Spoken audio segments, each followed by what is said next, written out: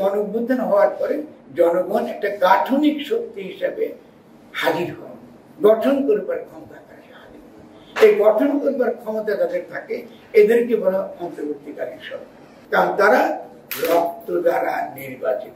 এখন এই সরকারকে উৎখাত করার জন্য আপনি নির্বাচন গণসার্বভৌম, জনগণের অভিপ্রায়ের পরম অভিব্যক্তি, এটা অত্যন্ত গুরুত্বপূর্ণ একটা রাজনৈতিক এবং আইনি ধারা। এরপরে কি করতে হয়? এরপরে বলে গণঅভ্যুত্থান হওয়ার পরে জনগণ একটা গাঠনিক শক্তি হিসাবে হাজির হন, গঠন করবার ক্ষমতা হাজির হন। এই গঠন করবার ক্ষমতা যাদের থাকে এদেরকে বলা অন্তর্বর্তীকালীন সরকার। আইন এবং রাজনীতি এক জায়গায় এসে তখন একত্রিত হয়। তারা যখন ফরমান দেয়, নতুন গঠনতন্ত্র লিখিত হওয়ার আগে পর্যন্ত তারা যখন ফরমান দেয়, এই ফরমানই তখন আইন হয়ে যায়, সকলের জন্য বাধ্যতামূলক হয়। কেন? কারণ তারা রক্ত দ্বারা নির্বাচিত। এই অন্তর্বর্তীকালীন সরকার গণঅভ্যুত্থানের সরকার মাত্রই জনগণের রক্ত দ্বারা নির্বাচিত। আমি নির্বাচিত কথাটা উদ্ধৃতি দিতে চাই, কারণ নির্বাচন নিয়ে বহু ভুয়া কথাবার্তা আছে। এই সরকার অনির্বাচিত সরকার, এই সরকার নির্বাচিত সরকার। কিভাবে? জনগণ জীবন দিয়ে নির্বাচন করেছে।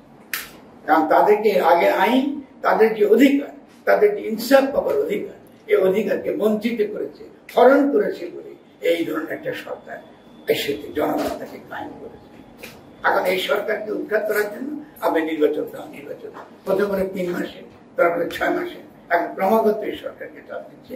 এই সরকারের পক্ষে টিকে থাকা সম্ভব নয়, কারণ এই কথাগুলো ব্যাখ্যা করবার, বুঝিয়ে বলার তো লোকজনও তো নেই।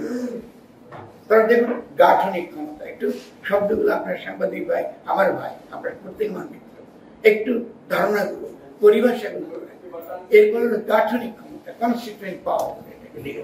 এই কনস্টিটিউয়েন্ট পাওয়ারের ভিত্তিতে তারা নতুন গঠনতন্ত্র প্রণয়ন করবার প্রক্রিয়া তারা শুরু করে। কিভাবে করে? এই যে কথা বলে শুরু করে, সকলের কাছে যায়, জনগণ কি করে, কি চায়, তারা কি ধরনের রাষ্ট্র তারা চায়। তো এটার ভিত্তিতে তখন কি করে তারা এই গাঠনিক ক্ষমতা দ্বারা অন্তর্বর্তীকালীন সরকার একটা খসড়া গঠনতন্ত্র আগেই লেখে, জনগণের সঙ্গে কথা বলে, কোনো কমিশন কথা বলার ভিত্তিতে যখন করে, তারপরে সেই খসড়া গঠনতন্ত্র যে এটা ঠিক হলো না বেঠিক হলো, এটা তারা পেশ করে গণপরিষদ নির্বাচনের মাধ্যমে। এটা হলো গণপরিষদ নির্বাচন, যে সরকার নির্বাচন, গণপরিষদ নির্বাচন। এই গণপরিষদ নির্বাচনের মধ্যে এই নির্বাচিত আমরা কাকে পাঠাবো তখন সেই নির্বাচনে? যারা আইন বুঝে, যারা রাজনীতি বুঝে, দল না, জনগণের পক্ষে যে নতুন গঠনতন্ত্র প্রণীত হবে, সেই নতুন গঠনতন্ত্র প্রণয়ন করবার জন্য যারা যোগ্য ব্যক্তি, আইন সম্পর্কে জানে, জনগণের কাছে পাবে, ওদেরকে পাঠাবো। তারা বসে ঠিক করবে এই যে খসড়া করা হয়েছে, এই যে গাঠনিক ক্ষমতার বলে অন্তর্বর্তীকালীন সরকার যে গঠনতন্ত্র প্রণয়ন করেছে, খসড়া দিচ্ছে আমাদেরকে, এটা সঠিক খসড়া দিচ্ছে।